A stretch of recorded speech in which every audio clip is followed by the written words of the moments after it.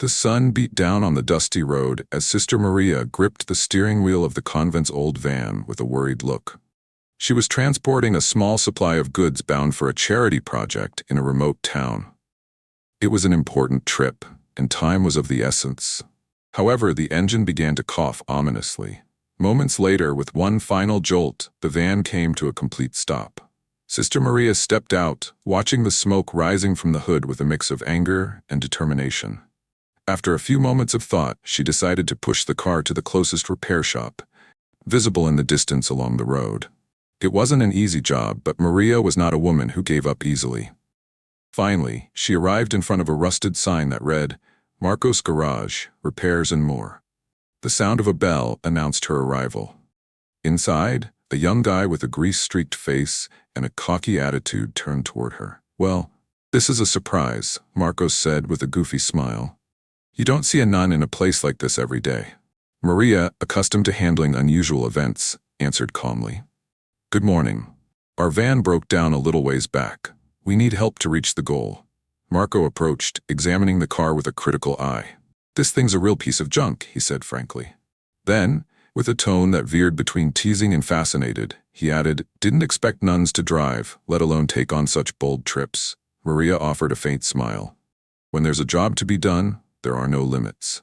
Marco laughed, shaking his head. "Let's see what I can do," he said, popping open the hood with a determined move. As he began inspecting the engine, Marco threw a string of playful comments at Maria, clearly amused by her appearance in such an unlikely setting. "So, sister, what made you decide to become, well, a nun? Don't tell me life outside the convent wasn't interesting enough." Maria met his eyes quietly. "Everyone finds their own way, Marco. Mine started in a moment of great pain, but it led me to a peace I had never known." Marco was moved by the serenity in her answer, but didn't let it show. "Interesting," he mumbled, returning his attention to the engine. After a few minutes, Marco turned to her with a cheeky grin. "How about getting your hands dirty? You might learn something useful." Maria raised an eyebrow, amused. "Why not? If it helps get this van going again, I'm ready." The scene that followed was almost hilarious. Maria, with her delicate hands and clean habit, crouched beside Marco, trying to follow his instructions as she fumbled with the tools. Marco, initially amused, began to notice her drive. "I didn't expect you to be this tough," Marco said, showing her how to tighten a bolt. Maria smiled. "Life needs strength, Marco, even when it seems impossible to move forward." Her words struck something deep inside him. For a moment, his cocky attitude relaxed. "I have to admit," he said, almost under his breath, "I've never met anyone like you." Maria looked at him, noticing the change in his face. "It's never too late to change, Marco," she said softly. Their talk was broken by the sound of the engine roaring back to life. Marco grinned triumphantly. "There you go, sister. Your old junk is back in action. I'd say it's ready for another surprise." Maria laughed, then added sincerely, "Thank you, Marco. You don't know how much this means to us." As Marco wiped his hands clean, he seemed thoughtful. "You know, sister," he said after a moment, "I'm not the kind of guy who believes in magic. Life's been tough enough to make me lose faith a long time ago." Maria studied him closely. "Sometimes, Marco, it's in the darkest moments that we find the light. You're never too far gone to turn back." Marco didn't reply, but her words seemed to echo deeply within him. The van's engine was running once again, but Sister Maria stayed by the vehicle, watching Marco as he worked on the finishing touches. Despite the confidence that surrounds him, there was something about him that seemed fragile, almost hidden beneath his sarcasm and sharp comments. "Thank you again, Marco," Maria said with a sincere smile. "You don't know how important this trip was for us." Marco nodded, wiping his hands with a grease-stained rag. "Well, I'm not used to getting such beautiful thank yous. Usually people just want to pay the price and leave." Maria chuckled softly. "Sometimes a sincere thank you is worth more than any gift." Marco stared at her for a moment, then looked away, shaking his head. "I don't know how you do it. Staying so upbeat. I can't imagine looking at the world that way." Maria took the chance to sit on a wooden bench near the garage. "And how do you see it, Marco?" she asked with real interest. Marco sighed, crossing his arms and leaning against the van. "Like a place full of failures. The more you try to do something good, the more life knocks you down. I stopped trying a long time ago." Maria didn't reply right away, letting the silence make a space for Marco to continue. I wasn't always like this, he revealed finally. I used to have dreams. I wanted to open a big shop, hire people, build something of my own. But then, things went wrong. Debts, people who wronged me, an accident that made me lose everything. And now I'm here, putting together bits just to barely pay the bills. Maria looked at him with concern, not interrupting. That must have been hard, she said softly. Hard. It's a disaster, Marco responded with a bitter smile. Every time I try to get back up, something pulls me down again. Eventually, you give up. It's easier to live this way, no plans, no hopes. Maria shook her head, her tones soft but strong. It's never easier to give up, Marco. It's just less scary. But life without hope is like turning off a car engine and expecting it to keep going. Marco chuckled, but there was a hint of earnestness in his laugh. Nice metaphor, sister. Not bad for someone who doesn't even know how to tighten a bolt. They sat in silence for several minutes, both lost in thought. Marco stared at the van while Maria quietly watched him. Finally, Marco broke the silence. And you? Why did you become a nun? Don't tell me it was an easy choice. Maria gave a faint smile. No, it wasn't. My family didn't understand my choice, and even I wasn't sure what I was doing. But it was something I felt deep down. I'd lost someone I cared about deeply, and that pain left me empty. Then I found that dedicating myself to others could fill that hole in a way nothing and no one else ever could. Marco looked at her, struck by the honesty of her words. So your power is God, huh? Maria nodded. Exactly. And when the engine stops, there's always a way to restart it. You just have to find the right power. Marco sat quietly for a moment, then shook his head. I don't know if I believe that. I don't even know if there's a God. But I've got to admit, what you're saying makes sense. Maria smiled. It's never too late to find out, Marco. And you don't have to do it alone. Their talk was interrupted by the sound of another car arriving. It was a small truck loaded with supplies going to the nearby town. The driver, an old man, waved excitedly at Sister Maria. Need a hand? He asked. Thank you, but we're just about ready to leave, Maria answered. As the truck pulled away, Marco turned to Maria with a serious look. You really believe everything has a reason, don't you? We don't always see it right away, Maria said. But yes, I think that everything, even the struggles, has value. And you, Marco, are stronger than you think. You haven't lost your engine.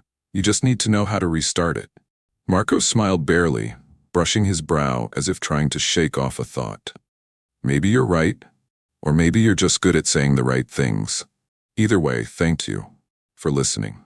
Before Maria climbed into the van, Marco approached her and gave her a small item he'd found among his tools. It was an old piece of metal, shiny and well kept. It's not a rosary, he said with a half smile, but maybe it can remind you of today. Even nuns need an artificial pet, right? Maria laughed, accepting the gift. Thank you, Marco. I'll keep it with me. As the van roared to life and pulled away, Marco stood watching it disappear, holding the small rosary Maria had left with him before leaving. For the first time in a long while, he felt a spark of hope. Standing in front of his garage, Marco stayed still, holding the rosary tightly in his palm. He couldn't explain why, but the simple object held a weight of feeling he didn't fully understand. Staring down the empty road, he found himself thinking if that meeting truly had a greater meaning, or was just a coincidence. That evening, as he locked up the garage, Marco couldn't stop thinking about Maria's words. It's never too late to restart. The phrase repeated in his mind like an engine trying to turn over after years of being idle. With a mix of interest and doubt, he chose to try something different. He opened the dusty box at his workbench and pulled out an old notebook, the one he had used years ago to jot down his goals and plans for the garage he had wanted to build. Flipping through the leaves, Marco was filled with a bittersweet mix of memories and sorrow.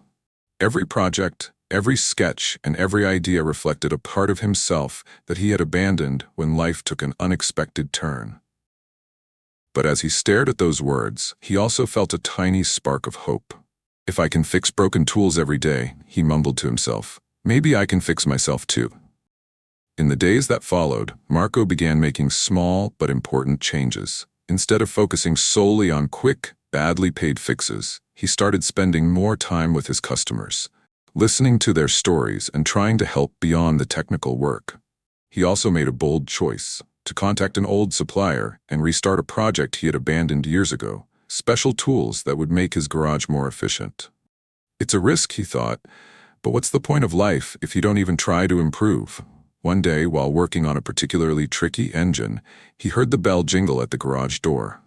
He turned, expecting to see just another customer, but his heart skipped a beat when he recognized Sister Maria. "Maria," he shouted, dropping his wrench. "I didn't expect to see you again." Maria smiled, holding a small bag in her hands. "I was going through on my way to another job and thought I'd stop by to check on you. How are things going?"